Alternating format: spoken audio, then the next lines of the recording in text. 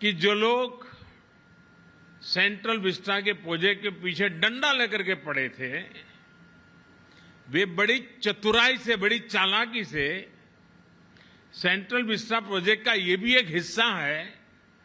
7,000 से अधिक सेना के अफसर जहां काम करते हैं, वो व्यवस्था विकसित हो रही है, इस पर बिल्कुल चुप रहते थे, क्योंकि उनको मालूम था कि जो भ्रम फैलाने का इरादा, झूठ फैलाने का इरादा है, जैसे ही इस बात की सामने आएगा तो फिर उनकी सारी गपबाजी चल नहीं पाएगी। लेकिन आज देश देख रहा है कि सेंट्रल विस्टा के पीछे हम कर क्या रहे हैं। अब देखिए, अब केजी मार्ग और अफ्रीका एवेन्यू में बने ये आधुनिक ऑफिस राष्ट्र की सुरक्षा से जुड़े हर काम को प्रभावी रूप से चलाने में बहुत मदद करेंगे। राजधानी में आधुनिक डिफेंस एन्क्लेव के निर्माण की तरफ ये बड़ा और महत्वपूर्ण स्टेप है। दोनों परिसरों में हमारे जवानों और कर्मचारियों के लिए हर जरूरी सुविधा दी गई है। और मैं आज देशवासियों के सामने मेरे मन में जो मंथन चल रहा था, उसका भी जिक्र करना चाहता हूं। 2014 में आपने मुझे सेवा करने का सौभाग्य दिया, और तब भी मुझे लगता था कि ये सरकारी दफ्तरों के हाल ठीक नहीं है, संसद भवन के हाल ठीक नहीं है,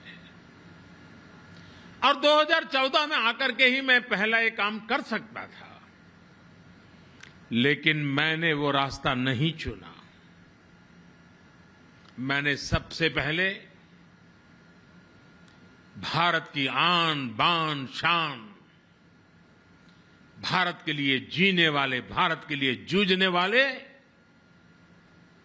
हमारे देश के वीर जवान जो मातृभूमि के लिए शहीद हो गए, उनका स्मारक बनाना सबसे पहले तय किया।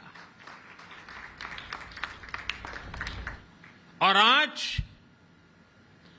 जो काम आजादी के तुरंत बाद होना चाहिए था, वो काम 2014 के बाद प्रारंभ हुआ, और उस काम को पूर्ण करने के बाद हमने हमारे दफ्तरों को ठीक करने के लिए सेंट्रल विस्टा का काम उठाया। सबसे पहले हमने याद किया मेरे देश के वीर शहीदों को, वीर जवानों को। साथियों,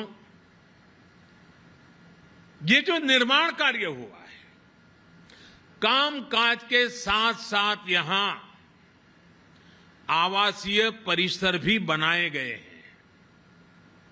जो जवान 24/7 महत्वपूर्ण सुरक्षा कार्यों में लगे रहते हैं, उनके लिए जरूरी आवास, किचन, मेस, इलाज से जुड़ी आधुनिक सुविधाएं, इन सब का भी निर्माण किया गया है।